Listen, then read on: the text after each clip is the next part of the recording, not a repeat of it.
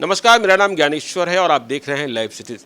देखिए, कोरोना की दूसरी लहर बिल्कुल मारक है और इस मारक लहर में सारा सिस्टम बैठ गया है।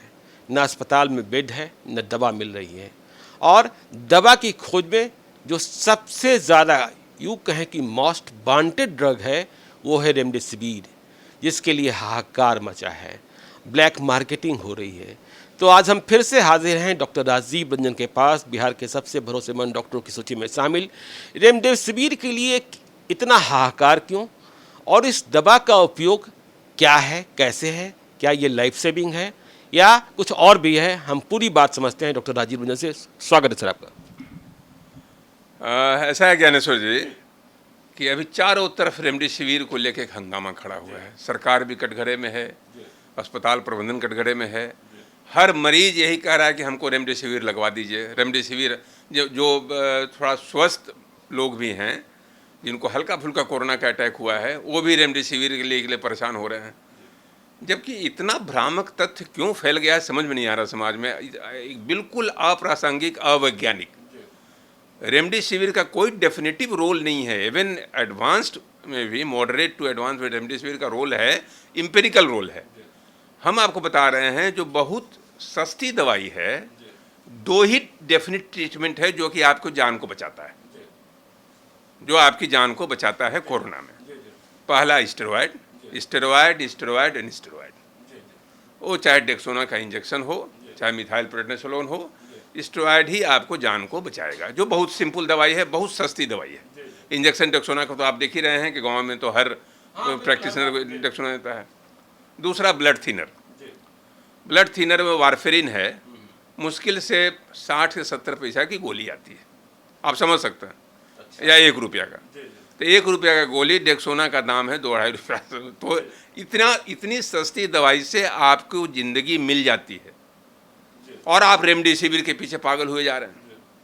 तो ये अस्पताल प्रबंधन का और इसका ये भी है कि अगर आपकी मौत हो जाती है तो ये कहने को हो जाता है कि रेमडेसिविर नहीं था, हमको नहीं मिला इसलिए मौत हो गई। मेरा ये मानना है कि इसके लिए आपाधापी की ज़रूरत नहीं है। जहाँ अवेलेबल है, आप अगर सक्षम हैं तो उसको भी इम्पेरिकल थेरेपी, इसको हम लोग कहते हैं, कि उसको देखने में कोई हर्ज नहीं है। मान लीजिए कि ऑक्सीजन सैचुरेशन आपका नीचे गिर रहा है, आपका 85% हो गया, 84% हो गया, हॉस्पिटल में एडमिट हैं, रेमडेसिविर कभी घर में लेने की कोशिश मत कीजिए। घर में लेने की कोशिश कभी नहीं। रेमडेसिविर हमेशा हॉस्पिटलाइज मरीज को मिलना चाहिए। आज हम आलम ही देख रहे हैं कि बहुत सारे घरों में लोग रेमडेसिविर लेके रखे रहते हैं कि अगर हमें कुछ ज़्यादा बढ़ गया तो रेमडेसिविर हम लगवा लेंगे। ये गलत बात है। बिल्कुल आप बुरे फंसेंगे। तो रेमडेसिविर का कोई डेफिनेटिव रोल नहीं है।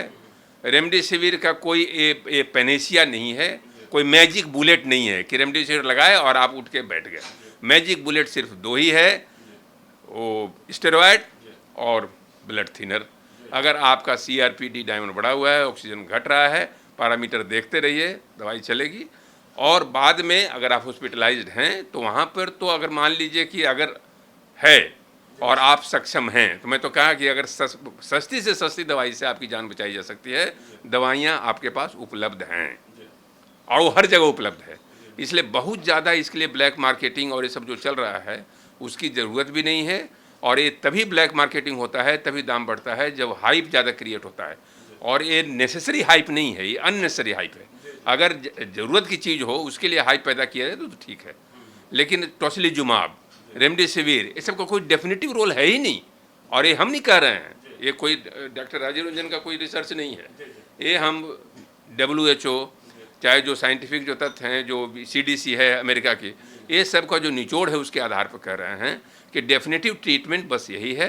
ये सब इम्पेरिकल ट्रीटमेंट है। इसके लिए बहुत ज़्यादा बेवजह परेशान होने की ज़रूरत नहीं है, न समाज में भगदड़ मचाने की ज़रूरत है। तो बहुत बहुत धन्यवाद। देखा आपने, डॉक्टर राजीव रंजन ने बहुत ही स्पष्टता के साथ समझाया कि रेमडेसिविर की उपयोगिता क्या है, इसकी ज़रूरत कब आती है, और रेमडेसिविर नहीं मिल रहा है तो दूसरी दवा जो बिल्कुल इस्टेब्लिश ड्रग है, जो लंबे अरसे से यूज होता आ रहा है, उनका इस्तेमाल कैसे कर जान बचाई जा सकती है। तो आप देखते रहिए लाइव सिटीज़ को। यदि अब तक आपने हमारे यूट्यूब चैनल को सब्सक्राइब नहीं किया तो जरूर कर लीजिएगा।